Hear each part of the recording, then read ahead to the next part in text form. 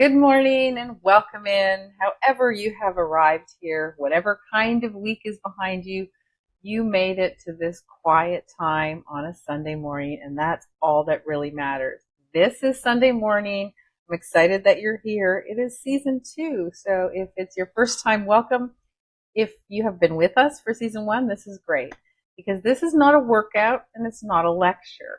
It's kind of a slow time frame that's built to put you back inside of your own life before the world starts asking things of you again and again and again, really. How we start our Sunday sets the tone for our entire week. So welcome to the Sunday Morning Club, the show dedicated to intentional living and personal growth. I'm Faye Chappell, and on behalf of all of us here at Elevated Living, I invite you to take this time for yourself to find your center and fill up your cup. I'm so glad you're here. Today, the thread is one tired idea that a lot of us have been carrying, I think, and the idea that to move forward, we have to start over, right? So we're going to set that idea down this morning gently. We'll just set it down gently, and we're going to feel what it's like to carry everything that we have built already with us instead of leaving it behind, instead of saying it didn't exist, right? Because you do not need anything except a place to sit and maybe something to write with you, for you, or if you have some ideas. You don't need an app. You don't need perfect posture. You just need some time that belongs to nobody else, and that's what we do each and every Sunday. So let's begin, because there is a word that has been following a lot of us around, and the word again is start over, begin again, reinvent. And I use that word a lot, but it sounds hopeful when other people say it, but when it settles on you, it often feels like something heavier, right? Because think about what the word actually asks. It asks you to treat the life that you already lived as a thing to kind of leave at the door. It asks you to walk into what comes next empty-handed, as if all the decades behind you were a mistake. It was a mistake to be corrected instead of a foundation that you really stood on, right? So, some quiet part of you has been refusing to do that, I think, right? And you may have called it like I'm stuck, right? Or I'm in a funk. That's the word I usually use. And you may have wondered why you cannot just move on cleanly, like everybody seems to want you to, right? But that part of you is not broken. That part of you is wise. It knows something that the word does not. It knows that everything you have built is worth carrying with you. And it will not let you throw it all away, even if you tell it to. So this morning, I want to offer you kind of a gentler truth to start off this new season. You are not starting over, and you never were. What you have lived is not really baggage, right? It's the raw material of everything that is still coming. So the exhaustion you may have been feeling, and I know that happens to me a lot, is not a sign that you're behind. It is the exhaustion of trying to walk forward while also being told to abandon those very things that make you strong. So, of course, that's exhausting. That's tiring. And you may have been asked to do two opposite things at once, right?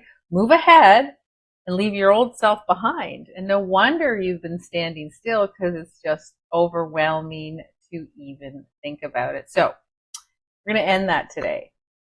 Today is about discovering in your own body that you can bring it, all of it, with you. Every chapter, the proud ones and maybe the hard ones, the years you would frame and the years you survived and rarely spoke about.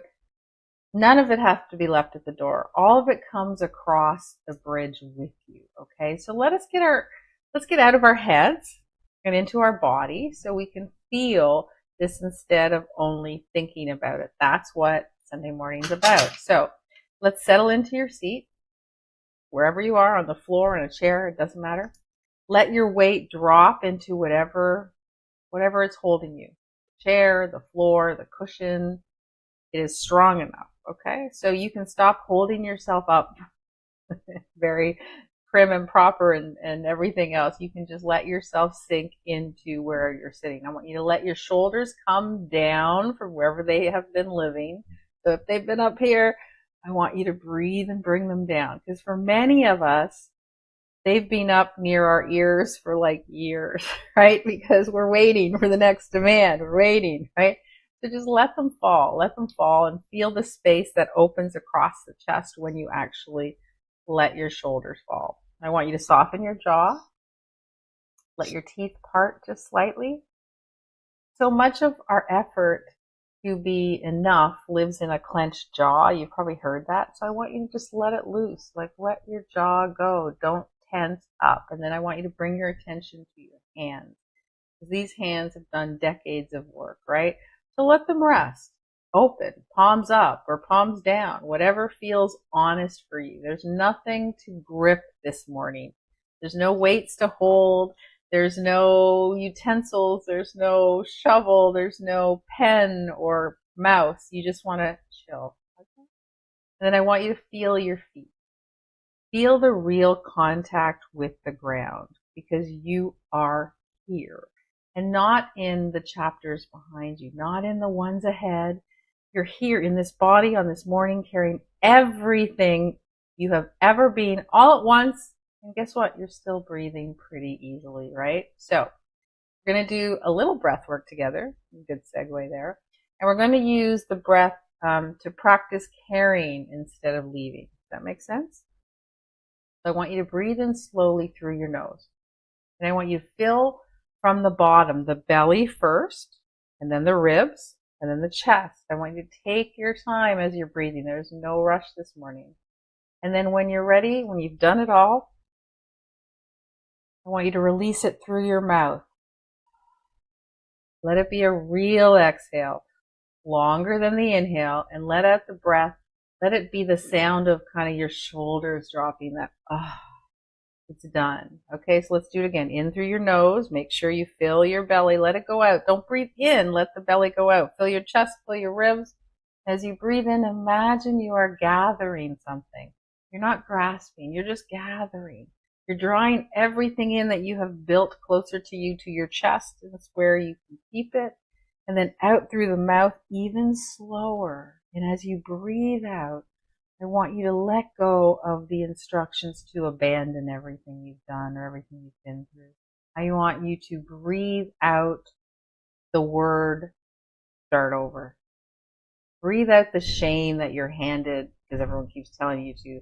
I want you to keep that treasure, right? And release that shame of I have to start over. Everyone's telling you to start over. Do it on your own. Do 2 more on your own. 2 more breaths slowly in, gathering what is yours. Slowly out, releasing what never was true. So each breath becomes a little lighter because you are keeping the right things now, right? And let your breath return to normal. And notice you feel a little more whole maybe than you did 4 breaths ago. That wholeness is the feeling of nothing being left behind. Okay, so I want you to close your eyes. Let me take you somewhere. Close your eyes. I see you. Close your eyes. So imagine you're standing at the edge of a wide, calm river, and it's early, and the light is soft and golden. On the far side of the water is the next part of your life. You can't see every detail yet. You can feel that it is good and that it is waiting for you. And across the river is a bridge. It's a strong, solid bridge, wide enough for everything, anything that crosses it. And you look down, while your eyes are closed, at your feet, and all around you on the ground where you are standing are the things that you have built and carried across your whole life. So picture them however they want to appear. Maybe they appear as objects, maybe they appear as light, the years of hard work, the people you cared for, the chaos that you calmed, the chapters that shaped you, the wins that you're proud of, and maybe the quiet survivals, that no one really clapped for, right? So someone long, long time ago told you that to cross the bridge, you would have to leave it all behind. That's the far side, that the far side, across that you were seeing was only new and lighter, and it was an emptier version of yourself. That's what they were telling you, right? You couldn't bring it with you, but that was never true. And this morning, you get to find out, right? So start gathering all your things slowly with tenderness. Pick up the decades of skills and hold them close. Pick up the hard years and hold those because they made you steady. And I want you to pick up the parts that you were told to hide and to carry them in plain sight. Let them out there because they were never shameful. They were proof of how much you can hold. And now I want you to take everything you're doing, carrying it, all of it, and now step onto the bridge. And feel how the bridge holds everything, your full weight, easily. It was built exactly for this, for you arriving whole. I want you to walk across that. With every step, I want you to notice that nothing is falling. Nothing is being lost. You are not lighter because you left things behind. You are stronger because you brought everything with you. And as you reach to the far side, the new part of your life, notice that it does not want the empty version of you at all. It's been waiting for the full one, the one who carried it all across the bridge, the one who arrived fluent and whole and finally translated. Right? So stand there for a moment on the new shore, holding everything you have ever been, and I want you to breathe. This is not a fantasy. This is the truest picture of what really reinvention was always supposed to be. It's not about leaving yourself behind. It's carrying yourself forward. And I know a lot of you will say, well, why do you always use the word reinvention in your post? Because people understand it. But now, because you've joined me this morning, you understand that reinvention means carrying yourself forward. And when you're ready, I want you to come gently back across, back to this room, to this seat, to this morning, and slowly open your eyes. And I know that you're feeling differently about moving forward now because you've rephrased what you want to do, and you need to hold on to that rephrasing. So let's pick up, if you have a paper or pen, let's pick up a journal. You have something to write in this moment. If not, just answer these questions quietly in your mind. And then through the writing, we'll go a little deeper. I'm going to give you one prompt at a time, so don't rush ahead. For those of you who've been here before, I always say, keep your journal, write it down. For those of you, though, who have been doing it, you realize that now you've graduated and you can probably just do it in your head. But whatever works for you, okay? So let's start with number one. What is one thing from your past that you've been really treating as baggage? Something you assumed you had to leave behind to move forward. Name it. What is it? It could be anything. It could be something that happened in a relationship. It could be a job that you don't think looks good on your resume. It could be just your thoughts or your actions or something you did in the past that feels like baggage. It could be a situation that you went through and you just want to treat it as baggage, or you have been treating it as baggage. But now we're going to look at it a little differently. That's prompt number one. I always call them prompts. Call them questions if you want. Your choice. Number two. I want you to write what that same thing actually built in you. Not what it cost you, what it made you capable of. And I want you to look for the strength hiding inside the thing that you were told to drop. So let me give you an example. Most of you know my husband had a brainstem stroke when he was only 48. Personal caregiver, yes, for him for a long time. And it was a lot of baggage. It was challenging. It was exhausting. It was hard to do. And I always think I need to leave that behind. But what I realized was it gave me the strength to understand that I was capable of doing anything. I was capable of doing things on my own. I didn't need any help. I could do anything that was required of me, even though if it had happened to someone else and I had looked at them, I would have said, oh, how can they do all that? But what you realize is you're a lot stronger than you think. So in fact, that really helped me. And now I look at it differently. Prompt number 3. I want you to take your proudest accomplishment, whatever you did that you were thrilled at. And I want you to write one sentence about what you did. And then I want you to write a second sentence underneath it about what it proves that you can do next. And I want you to feel the difference between the two. Does that make sense? So what did you do? What were you really proud of? And what does it prove that you can actually do next? Sometimes we get stuck in we accomplish something really great and then we just don't think we can do that again, or it doesn't parlay into something else. So I really want you to see the difference between the two. It's really a very, very powerful question. Again, if you're watching the recording of this, then you can stop and answer the questions. Take as long as you need. Prompt number 4. Where in your life have you been calling yourself stuck, when really you're just being loyal to something worth keeping, essentially, right? Be gentle here. So what were you really refusing to abandon? Does that make sense? So sometimes when we're stuck, it's because we just don't want to give something up, or we're just being loyal to it. So, and I don't mean give something up in terms of starting over. I mean, give something up because we're like, I have to do this and I can't do anything new because I don't have time for it. And that kind of gets you stuck. So what is it that you are being loyal to that you're refusing to abandon? But actually you probably could. And it can be like a responsibility. It can be a thought. It can be a lot of different things. So really think about it.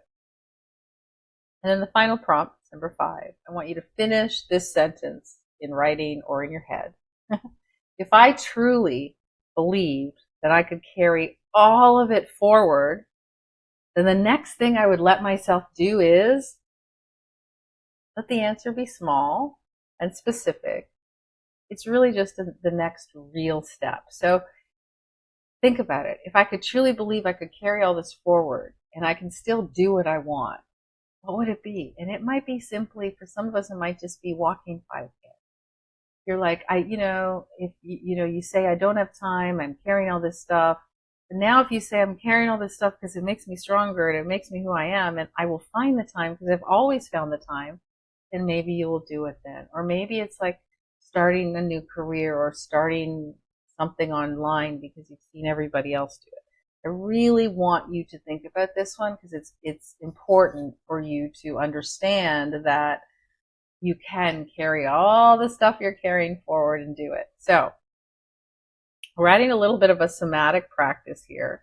So I want you to set the writing or the thoughts aside and come back to your body, because we want this to land in more than your mind. So whenever we have ideas each Sunday, we add body to it, because when you put body and mind together, it reinforces what we're learning. So I want you to just sit up a little taller, not stiff, just present, okay? I'm going to cross your arms gently over your chest. So each hand reaches on the opposite shoulder, okay? Very gently, don't grip.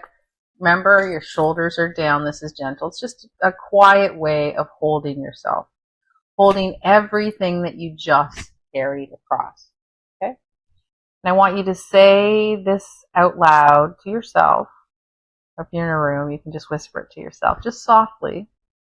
I get to keep all of it. Say it once more. And let it be really true in your body. I get to keep all of it. Don't have to throw it away.